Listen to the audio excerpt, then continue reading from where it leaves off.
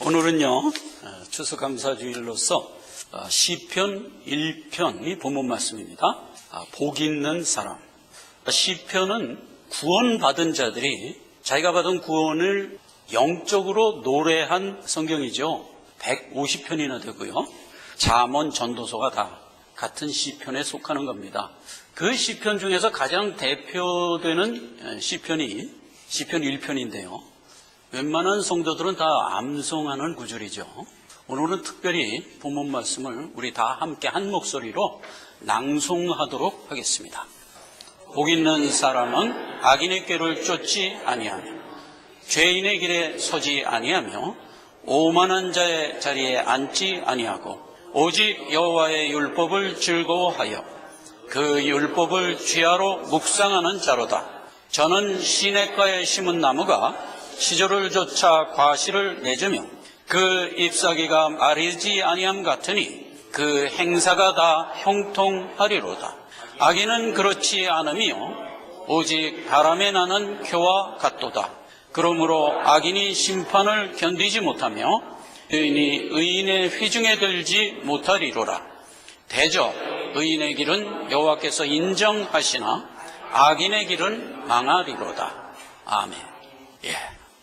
복 있는 사람과 복 없는 사람이 대비되고 있어요. 악인, 죄인, 오만한 자. 이게 복 없는 자예요. 복 있는 자는 우선 율법을 즐거워해. 그래갖고 하나님이 주신 율법을 쥐하로 묵상하는 자예요. 그렇게 해서 복 있는 자, 복 없는 자의 상황을 묘사하고 있어요. 아담 이후의 모든 인류는 일단 죄인으로 태어나죠. 일생을 마치면 영벌로 들어가는 거예요.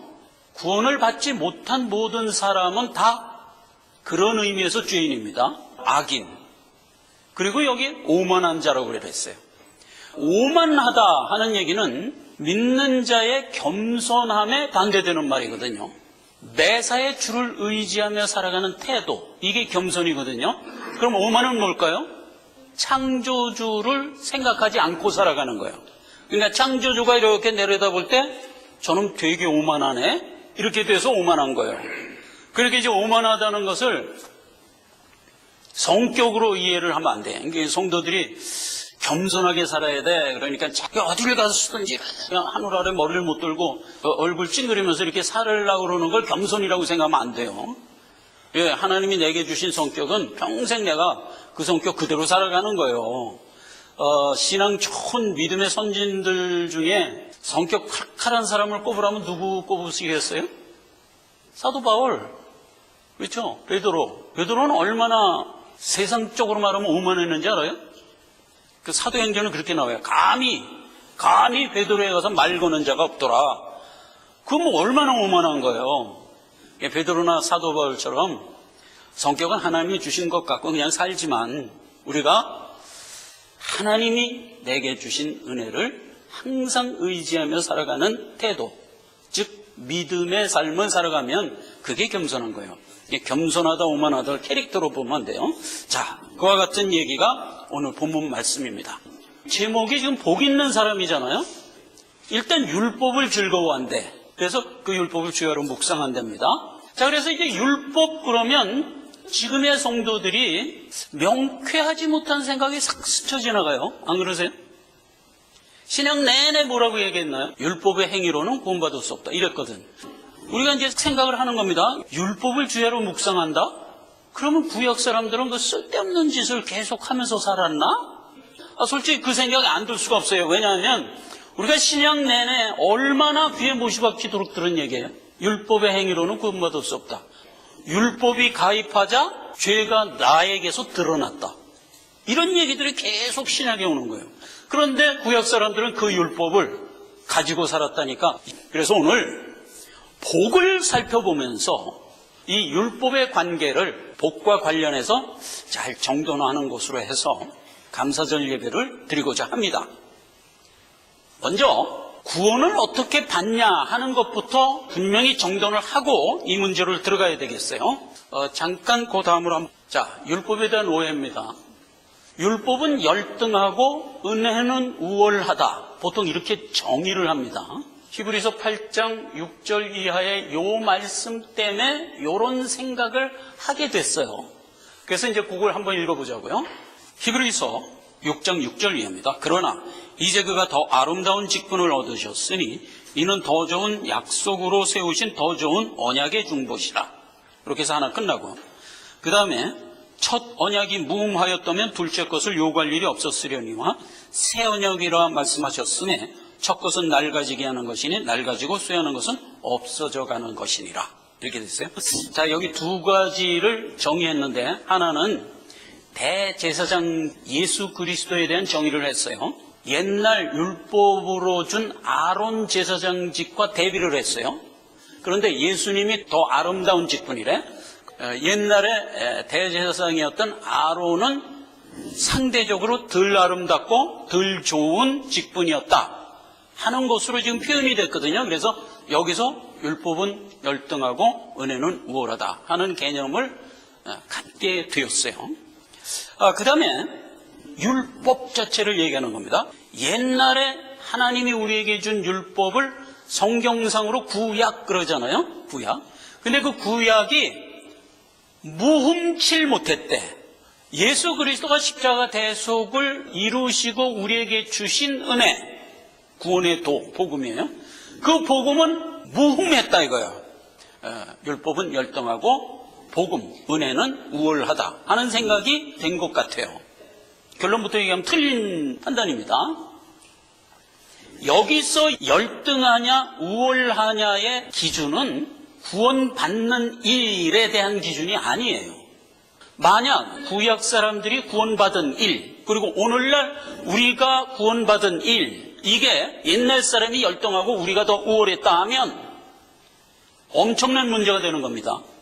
구원이 100이라고 하면 한 60 정도 받아갖고 아직 완전히 구원 못 받은 상태에서 구약이 끝났나? 그리고 신약은 구원이 100이라고 그러면 100을 다 받아 누리는 것으로 우리는 구원을 받았나? 그래서 구원이 하나는 열등하고 하나는 우월하냐? 이렇게 얘기를 한다면 성경 역사 구약 4000년은 도대체 뭐냔 말이에요. 그리고 성경은 구약 사람들이 믿음으로 구원 얻었다는 얘기를 얼마나 강렬하게 했는지 아세요? 히브리서 11장에 가보면 구약 사람들도 믿음으로 구원을 얻었다 하는 얘기를 구구절절히 얘기했어요. 우리가 잠깐 좀 살펴봅시다. 여러분, 히브리서 11장 기니까 다 제가 못 읽고 제목만 얘기하겠습니다. 히브리서 11장 39절 결론이 이렇게 나와요. 이 사람들이 다 믿음으로 말미암아 증거를 얻었으나 약속은 받지 못하였으니 이는 하나님이 우리를 위하여 더 좋은 것을 예비하였은즉 우리가 아니면 저희로 온전함을 이루지 못하게 하려 함이라. 이렇게 해갖고 구약 사람들도 믿음으로 구원을 얻었대요. 그걸 전제해놓고 그러면서 히브리서 11장의 1절부터 쭉 보면 이렇게 돼 있어요.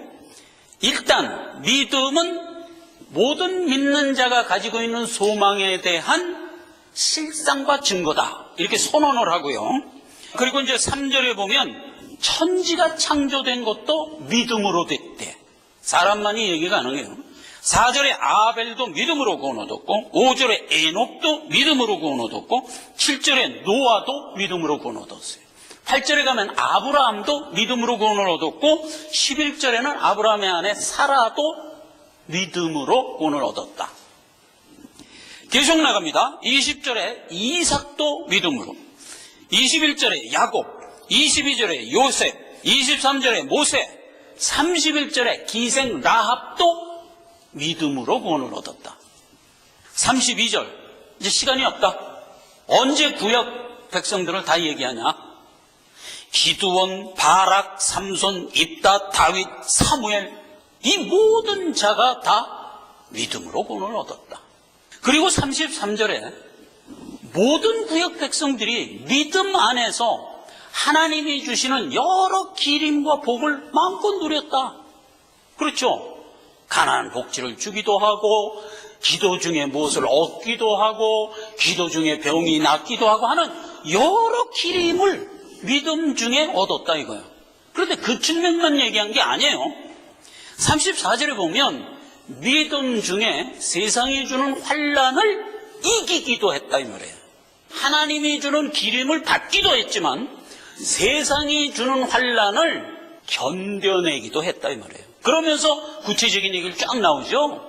칼에 상하여 죽기도 하고 톱에 켜서 죽기도 하고 광야에 유리방황하고 얼마나 많은 믿음의 선진들이 세상이 주는 핍박과 환난을 믿음으로 견뎠냐 이 말이에요. 결국 12장 1절에 가면 모든 믿음의 선진들이 다 그 언약을 믿음으로 구원을 얻었다. 이렇게 해서 구약 사람들이 받은 구원은 오늘날 우리가 가지고 있는 믿음과 전혀 다를 바 없이 받았던 거예요. 그래서 구원과 관련해서는 구약 사람이 열등하고 신약 사람이 우월했다 이렇게 얘기할 수가 없어요.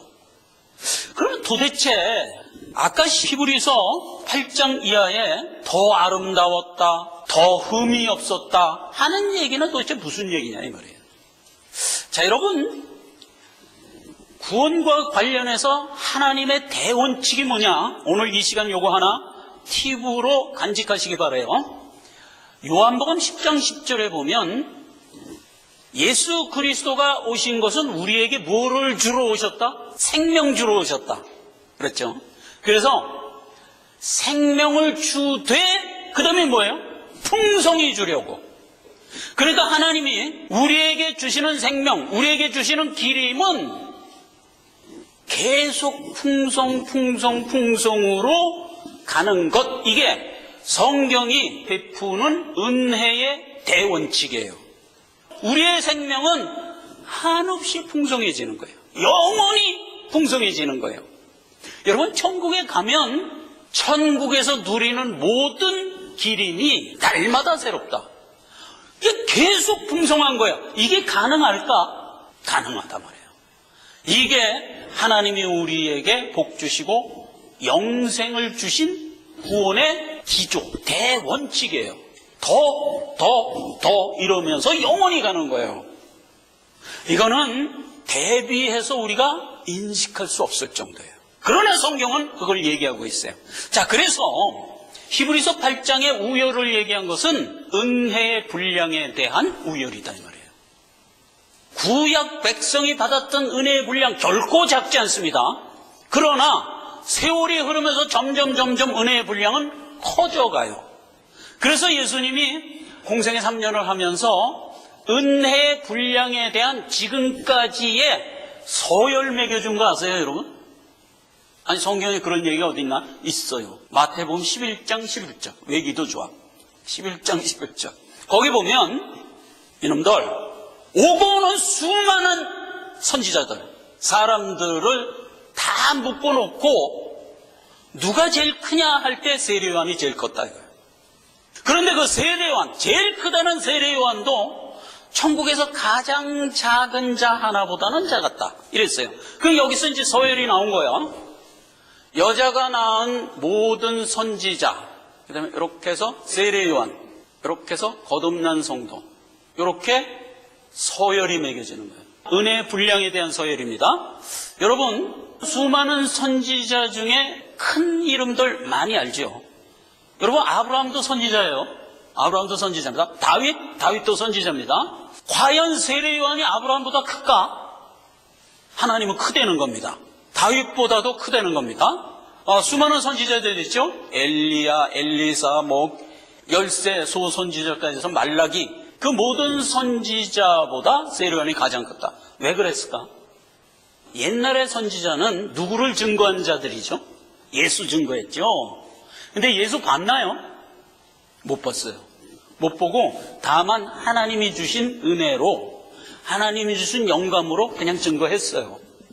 그런데 그들이 증거한 예수가 얼마나 강렬했나요? 본 것보다 더 분명하게 증거했죠? 그래요. 그렇게 해서 증거해서 오늘날 우리가 믿음을 구축할 수 있게 했어요. 그런데 세례요한은 예수님을 친히 봤어. 보라! 세상 죄를 지고 가는 하나님의 어린 양이로다. 딱 보고 지정하면서 예수를 증거했고, 그뿐이에요. 요단강에서 친히 예수에게 세례까지 주면서 증거를 했어요. 그래서 은혜의 분량의 차이는 비교 불가해요. 이놈아 나는 보고 증거했어. 모든 선지자는 다만 받은 언약으로만 증거를 했지. 자, 그런데 세례 요한마저도 뭐를 못 봤나? 십자가 대속은 못 봤죠. 십자가 대속 지기 전에 세례 요한 못 배워 죽었잖아요. 그런데 오늘날 우리는 어때요? 예수를 봤을 뿐만 아니라 십자가 대속까지를 본 자들이에요. 요한복음 17장에 보면 이렇게 돼 있어요. 예수님이 친히 얘기한 얘기예요. 주여, 예수님이 하나님께 기도합니다. 저들도, 우리를 얘기하는 겁니다. 저들도 나 있는 곳에 함께 있어 하나님께서 창세전에 내게 주신 하나님의 영광을 보게 하옵소서. 이게 무슨 말이에요? 내가 십자가에 못 박혀 죽는 이 영광을 저들도 함께 있어 보게 하옵소서 하고 십자가를 지셨잖아요. 우리는 십자가 대속에 다 함께 있었던 자들이에요. 그래서 은혜의 분량에 관한 한 우리는 예수가 하신 모든 것을 다 본 자들이에요. 예수를 보았을 뿐만 아니라 예수가 십자가 대속으로 우리를 구원하는 현장에 참여해서 예수님 십자가 죽을 때 우리도 같이 죽고 예수님 부활할 때 우리도 같이 살아나는 이 현장에 우리를 함께 데리고 가서 보게 한 자들이란 말이에요. 그래서 천상천하에 우리보다 더 큰 은혜를 받은 존재는 없어요. 우리가 최고예요. 근데 여기서 천국에서 왜 가장 작은 자라고 했을까? 예수님 십자가 대속을 아직 지지 않았을 때 이 소리를 했거든. 지금 믿고 성화 생활에 살아가고 있는 여정에 있어요. 그래서 천성에서 볼 땐 아직 오고 있는 자들, 그래서 천국에서 제일 작은 자라는 표현을 썼던 것뿐이에요. 이렇게 서열 매겨준 거예요. 율법은 열등하고 은혜와 진리는 우월하다 하는 얘기를 구원에다 적용하면 안 돼요. 이건 여담이지만 제가 신학교 때, 신학교 가면 시험 보죠. 한낱 중간고사 봅니다. 율법에 대해서 논하라. 이게 나왔어요. 하나님이 우리에게 준 생명법이다. 이렇게 썼어요. 그랬더니 F학점을 준 거야. 근데 나머지 사람들은 전부 A학점을 맞았어.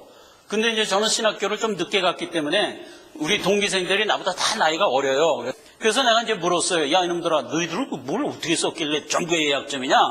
아, 뭘 어떻게 써요? 율법은 열등하고 은혜는 우월하지. 이렇게 썼더니 A학점 나왔습니다. 그러더라고. 그래서 그때 제가 분명한 깨달음을 하나 더 갖게 됐어요. 신앙은 절대적인 다림줄에 의하여 갖는 것이 중요해요.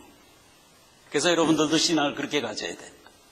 뭐 고매하고 유명한 이름을 가진 목사가 와서 헛소리를 만약 했다면 거부할 수 있어야 돼요. 고매한 목사님이 얘기했기 때문에 조금 이상하지만 그냥 따라갈래 이러면 안 돼요. 신앙은 그렇게 가져야 돼요. 자, 그러면 도대체 구원은 행위로 안 된다 하는 부분 다시 한번 정돈합시다. 행위에 대하여 성경은 두 번 얘기했어요. 한 번은 창세기 3장 19절. 내가 얼굴에 땀을 흘려야 식물을 먹고 필경은 흙으로 돌아가리라. 땅을 살아가는 인간은 얼굴에 땀을 흘려서 먹고 살아라. 이렇게 명한 거예요. 이건 언제 준 명? 성경 출발할 때 준 명이에요. 그렇게 해서 우리는 땀을 흘리며 살도록 하나님이 명하셨어요. 그래서 이 땀이 뭐죠? 성경에서 땀 그러면 행위예요. 자, 그런데 이 행위를 에스겔서 44장에 가면 이렇게 정의를 하고 있습니다. 16절. 나의 직분을 지키되, 이게 누구냐 하면 대제사장 직분을 지키되 이 말이에요. 17절, 가는 베옷을 입고, 18절, 가는 배 관을 머리에 쓰고, 가는 배 바지를 입고, 그 다음에 땀나게 하는 것으로 허리를 동이지 말라. 이렇게 돼 있어요. 땀에 대해서 두 정의가 나와요. 하나는 이 땅을 살아가서 음식을 먹고자 할 때는 땀을 흘려야 된다. 이렇게 얘기 한번 했고, 그 다음에 에스겔서 44장에는 땀으로 제사장 직분을 따고 하지 마라. 이렇게 돼 있어요. 땀나는 것으로 허리를 동이지 말라. 이 얘기는 성경에서 허리띠 그러면 뭐냐면 구원의 도예요. 진리, 구원의 도예요. 이사야서 11장 5절에 공의로 허리띠를 띠고 성실로 그 몸에 띠를 삼으라 그랬어요. 그러면 여기서 이제 공의, 성실이라고 얘기했는데 이게 공의가 십자가 대속을 의미하는 말이고 성실이 믿음을 얘기하는 말이에요. 에무나 그래갖고 구약에서 보면 성실이라는 말이 계속 나오는 게 전부 믿음이라는 뜻이에요. 하박국서 2장 4절에 의인은 믿음으로 말미암아 살리라 할 때 그 믿음이라는 단어나 여기서 얘기하는 성실이라는 단어 같은 단어예요. 자, 그러면 여기서 얘기하는 띠면 뭐예요? 구원의 도를 믿음으로 갖고 나가는 것을 띠떼였다고 그러는 거예요. 그 다음에 이사야서 45장 5절에도 그 띠에 대한 얘기를 이렇게 했어요. 나 여호와라, 나 외에 다른 이가 없다, 나 밖에 신이 없다. 너는 나를 알지 못하였을지라도 나는 내게 띠 띄워줬다. 그나마 그 진리의 띠는 내가 띄웠어요? 아니라니까. 하나님이 내게 띠 띄워줬다고요. 이게 기본이에요. 그러니까 내가 가지고 있는 믿음, 내가 가지고 있는 대속의 은혜에 대한 인식, 이거 누가 준 거예요? 내가 의지적으로 가진 거예요? 하나님이 준 거예요. 그 기본이에요. 그 다음에 에베소서 6장 14절 그런즉 너는 서서 진리로 너희 허리띠를 띠라. 누가복음 12장 35절 예수님이 찐 얘기했어요. 너희는 허리에 띠 띠고 등불 켜고 서 있으라. 허리에 띠, 등불 이게 다 뭐예요? 네가 가지고 있는 구원의 도 들고 등불 뭐예요? 나가 증거하는 자로 서 있으라 이거예요. 항상 보면 서 있으라 그러는데 그렇게 살아라 이 말이에요. 그렇죠? 그래서 띠 그러면 우리가 가지고 있는 진리의 도를 믿고 살아가는 행태, 이걸 띠라고 그래요. 그래서 진리 구원의 도. 그 다음에 배옷이에요. 지금 에스겔서 44장 해석하는 거예요. 에스겔서 44장이 뭐라고 그랬어요? 너는 네 직분 지킬 때 가는 배옷 입고 허리에 띠 띠는데 땀나지 않는 띠 띄어라 이렇게 됐던 얘기잖아요. 그래서 띠와 가는 배옷 이거 보는 거예요. 배옷 그러면 뭐냐? 이사야서 61장 10절 내가 여호와로 인하여 크게 기뻐하며 내 영혼이 나의 하나님으로 인하여 즐거워하리니 이는 그가 구원의 옷으로 내게 입히시며 의의 겉옷으로 내게 더하심이 마치 신랑과 신부가 보물로 단장한 것 같게 하였다. 그러면 여기서도 뭐예요? 구원의 옷, 의의 겉옷을 내가 입었어요? 그가 입혀줬단 말이에요. 아까 띠도 여호와께서 동여줬다고요. 항상 구원을 생각할 때 나로부터 생성됐다는 생각을 이 시간 아예 끊어버리세요. 구원은 하나님이 내게 덧입혀준 거라니까. 언제나 그래요. 덧입혀준 거예요. 고린도서 5장 4절 이 장막에는 우리가 짐진 것 같이 단식하는 것은 벗고자 함이 아니요 오직 덧입고자 함이니 죽을 것이 생명에게 삼킴바 되게 하려 함이라. 그러니까 나는 지금 죄된 육정의 몸을 입고 살고 있기 때문에 내 신앙생활 내내 나는 무슨 싸움을 해야 돼요? 하나님이 내게 덧입혀준 생명과 내 안에 생리적으로 있는 죄성이 평생 싸우며 살아가는 거예요. 하나님이 전쟁 일으키게 만들어주고 너 살아라 이렇게 된 셈이잖아요. 그래서 오늘 결론이 이 얘기예요. 누가 복이 있냐? 주야로 율법을 묵상하며 사는 자가 복이 있다고요. 그러면 주야로 하나님이 내게 덧입혀준 겉옷, 내게 덧입혀준 땀 안 나게 하는 띠, 이거 띠고 서 있는데 육정의 죄성이 나온단 말이야. 그래서 이것과 부딪히며 살아가고 있는 상태, 이게 주야로 율법을 묵상하는 모습이다 말이에요. 그렇게 했더니 어떻게 됐다는 거예요? 시절을 따라 열매가 맺히고 하나님이 다 형통해졌대. 구원의 도를 믿음으로 가지고 죄성에 대항하여 살아가고 있을 때 형통이 생긴단 말이에요. 그럼 여기서 형통은 무슨 얘기예요? 천성에까지 가는데 조금 더 지장 없이 내가 이끌 거야 하는 형통이란 말이에요. 핍박을 하니까 중간에 좌절하여 자빠질 거야가 아니고 끝내 내 본향에 가서 발을 딛고야 말 거야가 형통이잖아요. 근데 대부분의 성도가 이걸 어떻게 해석해? 하나님이 장사를 하면 남보다 더 많이 벌게 해주더라. 취직을 해서 살아가면 남보다 더 진급이 잘 되게 하더라. 물론 하나님이 우리에게 부족함이 없이 주세요. 의인이 유리방황하며 거지된 것을 본 적이 없다. 오늘 찬송가에서도 그랬죠. 이런 것들은 이방인들이 구하는 거라고 그랬잖아요. 네가 구할 건 뭐냐? 내가 받은 나의 본향, 이미 확보하여 가지고 있는 것, 그걸 자꾸 방해하는 것들과 대항하여 인내하며 살아가고 있는 것. 히브리서 11장 16절입니다. 저희가 이제 더 나은 본향을 사모하니 곧 하늘에 있는 것이라. 그러므로 하나님이 저희 하나님이라 일컬음 받으심을 부끄러워 아니하시고 저희를 위하여 한 성을 예비하였느니라. 이 복을 우리는 여기서 소망으로 가지고 있잖아요. 지금은 인내로 써나가야지. 참 소망을 수송하는 것, 이게 구원받은 자의 삶의 기조다 이 말이에요. 내가 구원받는 것은 행위로 안 된다고 그랬어요. 아까 땀 비교했죠. 창세기 3장에서 준 땀은 땅에서 먹고 살기 위해서는 땀을 흘려야 돼. 잘못 생각하면 안 돼요. 먹고 사는 일에도 하나님의 은혜로 먹고 살래 이러면 그게 이단이에요. 기복신앙으로 가면 그게 이단이라고요. 그런데 구원에 관한 한은 땀이 아니다, 행위가 아니다. 절대로 율법은 생명 받기 전에는 우리가 행할 수가 없어요. 그러나 생명 받고 난 이후에는 그것이 생명법이기 때문에 생명 가진 자의 성품이 되죠. 그래서 어떻게 돼요? 그 생명법을 즐거워할 수밖에 없잖아. 생명의 성품이니까. 그래서 오늘 본문 말씀이 율법을 즐거워하여 그 율법대로 살아가고자 한다 말이에요. 주야로 살아가고자 한다 말이에요. 이게 복이단 말이에요.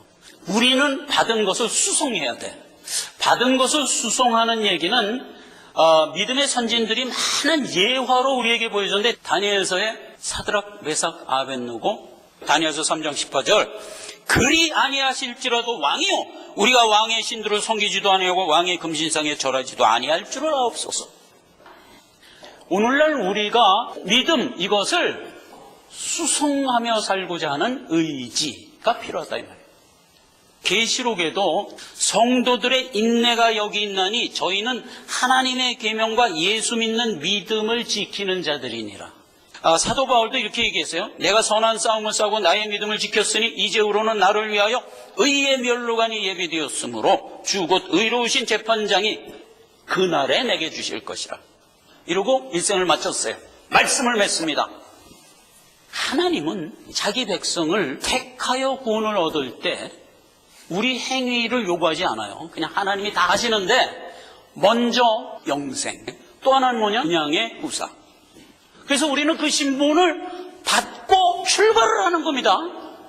아예 재벌 후계자가 돼서 출발을 하는 겁니다. 후계자 수업을 해야지. 우리가 일생 동안 하나님이 준 걸 받고 인내하여 싸우면서 나가는 것이잖아요. 복이란 말이에요. 마땅함과 기쁨으로 소망을 가지고 살아가는 자다 이 말이에요. 그게 오늘 본문 말씀에 복 있는 자예요. 씨를 쫓아 과실을 맺으며 형통하게 되어 나가는 자다 이 말이에요. 기도하겠습니다. 아버지 하나님 은혜를 감사합니다. 오늘 추수감사주의를 맞이하여 복된 자에 대한 말씀을 주셨습니다. 우리가 이 땅에서 복을 받고 살아가는 것은 비교할 수 없는 큰 것을 이미 받았고 그것을 수송하기 위한 우리의 삶의 태도를 일컫는 말이었습니다. 하나님 은혜를 다시 한번 감사드립니다. 이 모든 것을 믿음으로 굳건히 지키고 평생을 기쁨으로 살아가게 하옵소서. 예수님의 이름으로 기도했습니다. 아멘.